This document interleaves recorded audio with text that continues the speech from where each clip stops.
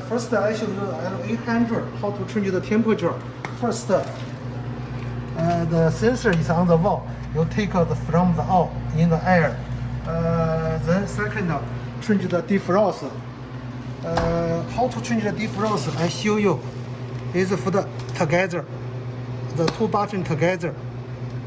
See the first together, second.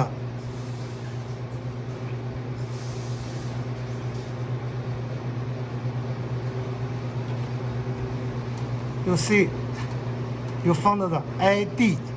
You found the ID. You setting here. This right now is 8 hour. One times the defrost. You can see the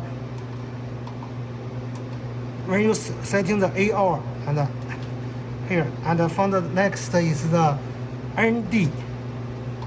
You found the ND and the setting is 5 minutes.